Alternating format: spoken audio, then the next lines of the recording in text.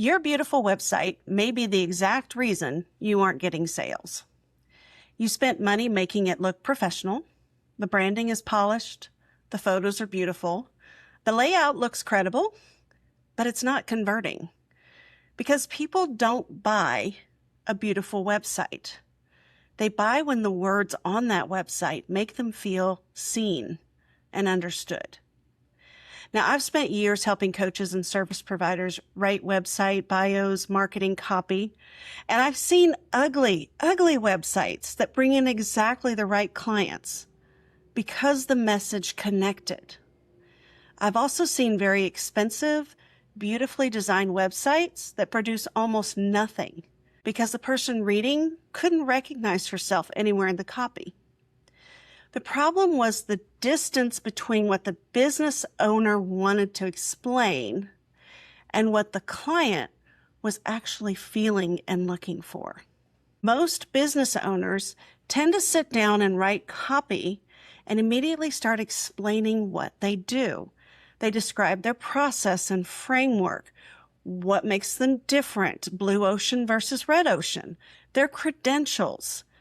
But I guarantee the person reading your website is not sitting there thinking, gee, I really hope somebody has a 4-step framework for this.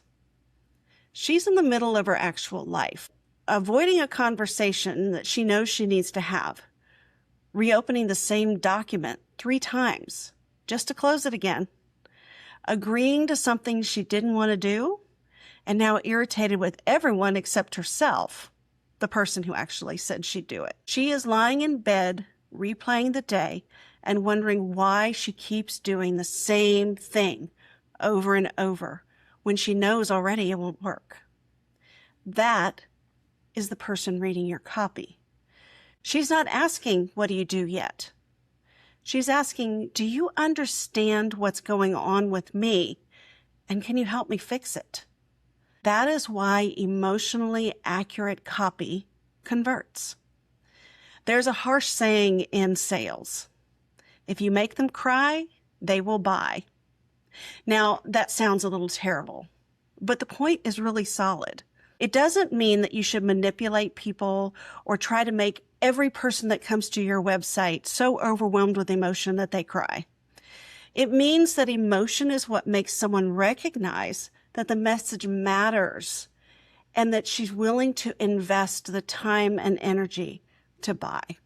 Buying usually happens when someone connects what she's currently experiencing to the possibility that there is hope. Your copy needs to meet her inside the day that she's already living, not inside your credentials or your processes or your program, etc. And definitely not inside the jargon you use when you're talking to other people in the industry. So now that we've talked about what powerful copy looks like, let's talk about how to get the words out of your head and onto the page, right? Some people need to write before they even know what they're thinking.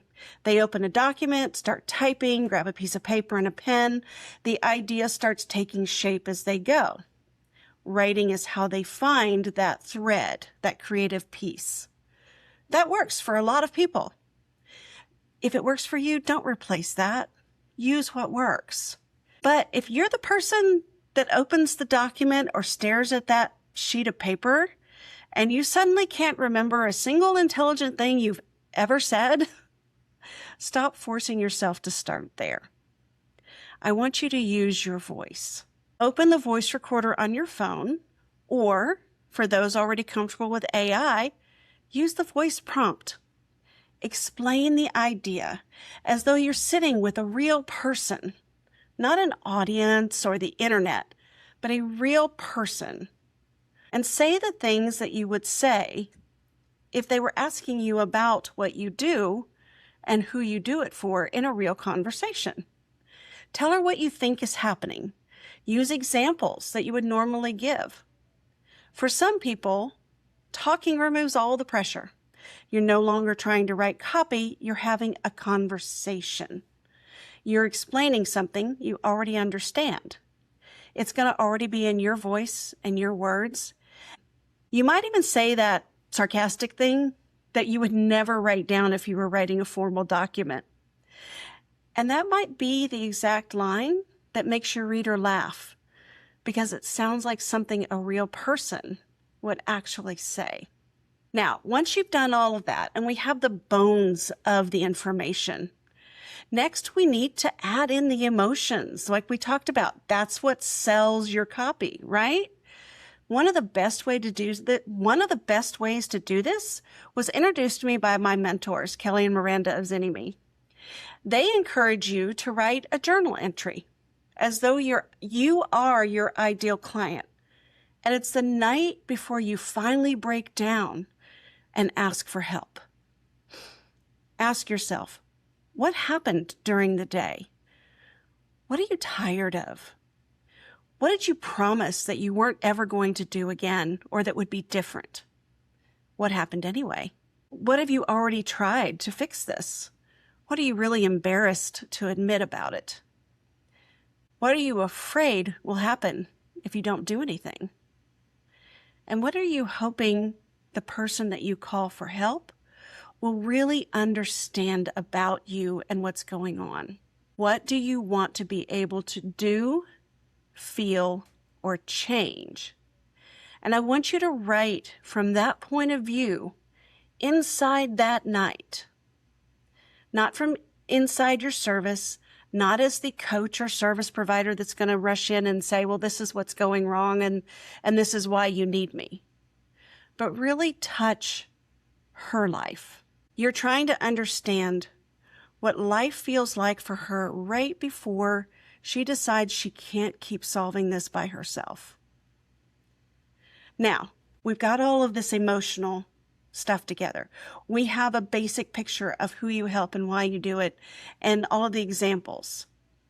And if you're a writer or you are uncomfortable using AI, because some people are, I want you to grab a transcript of your voice recording. You can also just play it back and listen and take notes. We're looking for two very specific things. I want you to look for emotion words and picture phrases. The emotion words tell you what the person is experiencing. Frustrated, embarrassed, exhausted, angry, relieved, afraid this is never going to change, that she's stuck. The picture phrases let the reader see herself inside the moment. Some examples. She stared at the email for 20 minutes. She heard herself agree before she had even decided. She's laying in bed replaying that conversation.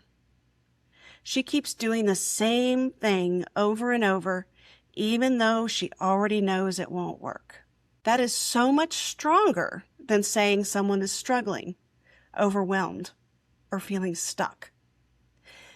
These words describe a category. The picture phrases create the scene.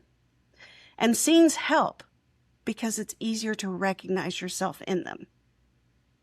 Now, once you have the recording or written explanation, the emotion words, the picture phrases, and that journal entry, you have the raw material for useful copy. And you can put it together yourself, or you can take all of that and use AI to help you shape it. If you use AI, just give it the material that you've created. There's no need to go through the step where we're pulling out the emotions and picture words.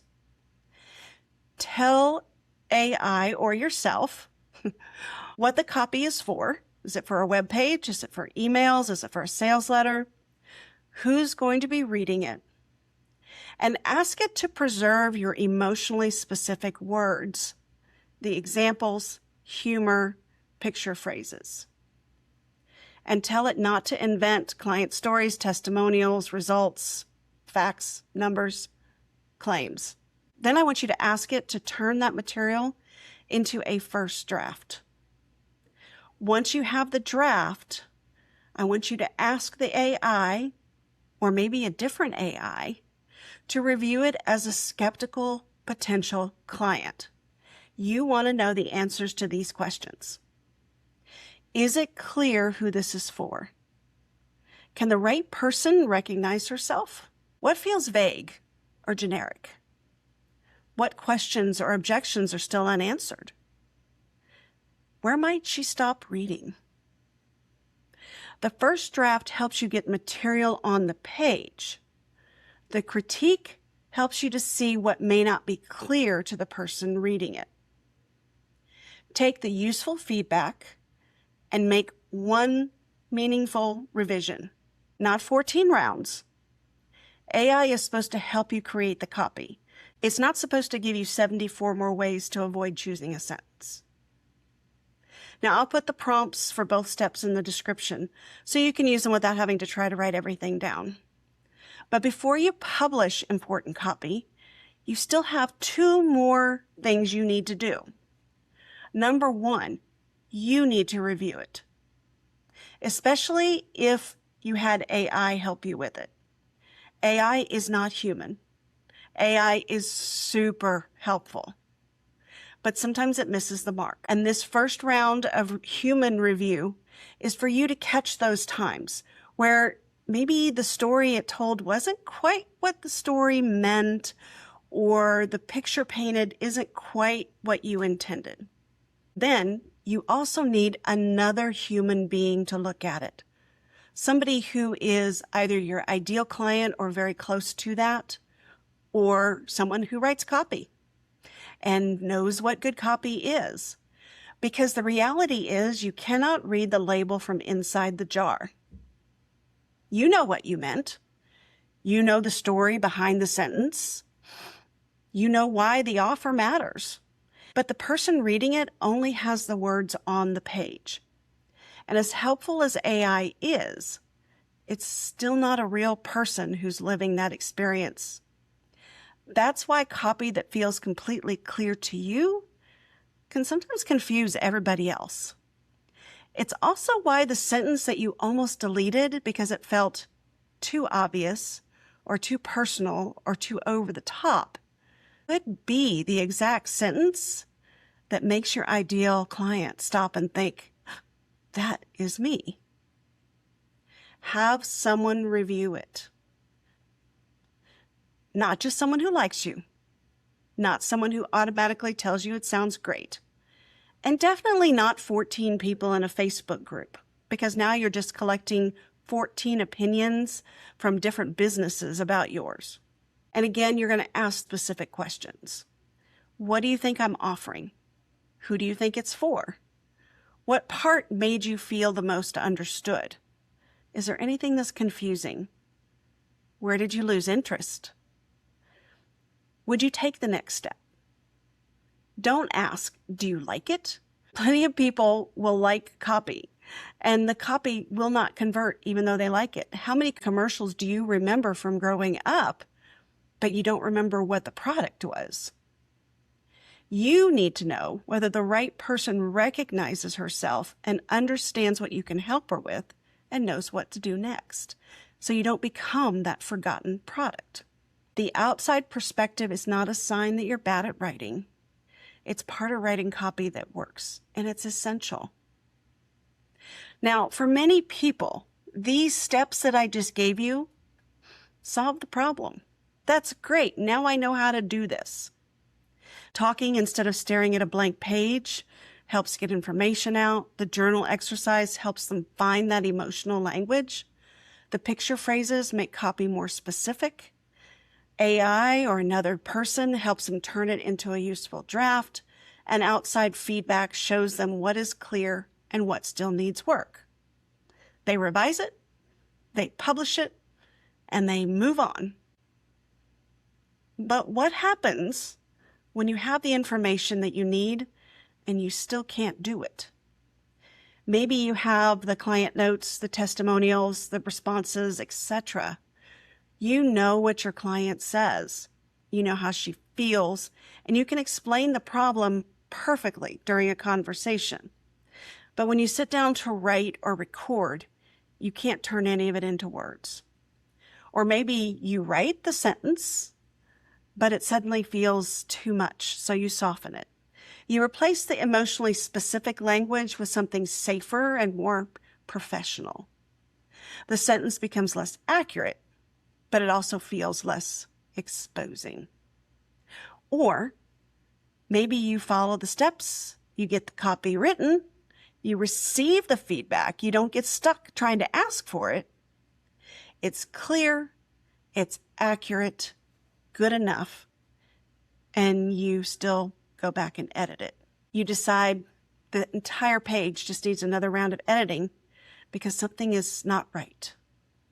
And you tell yourself that you're improving it, but you're not. You're just reopening a decision that was already made. And every time you reopen that, you create another opportunity not to hit publish. The funny thing is that reopening the document gives you immediate relief. When you move back into editing, you feel more in control. For the moment, you no longer have to publish it. You no longer have to find out what people are going to think. And the pattern tends to reinforce itself. Now, this does not mean that every time you have difficulty writing, that you have an execution block. It does not mean that feeling uncomfortable when you publish something more emotional or more direct is a block. Imperfect action is what moves business forward. The question is not whether the process feels uncomfortable. The question is, even if it's uncomfortable, can you do it anyway? If talking instead of typing helps you write, the process was probably the problem. If someone reads the copy and genuinely cannot understand what you're offering, the copy needs work. If you don't have enough client information to describe the problem or the emotions, you need more information. But when you have the information, understand the strategy, follow the process, get useful feedback, and still repeatedly stop at the same point, you may no longer be dealing with a strategy issue. You may have found a place where there is an execution block. Now, if you're not sure if you are stuck in strategy or if you're stuck with an execution block, I want you to follow the link below and take my 2-minute follow-through audit why you keep saying one thing and doing another. It's going to help you see whether this is one difficult writing task or part of a larger pattern where you know what needs to happen, but you keep getting stuck. The link is below because the goal is not to keep collecting more information about how to write the copy. The goal is to get it written and published and let it do the job you created it to do.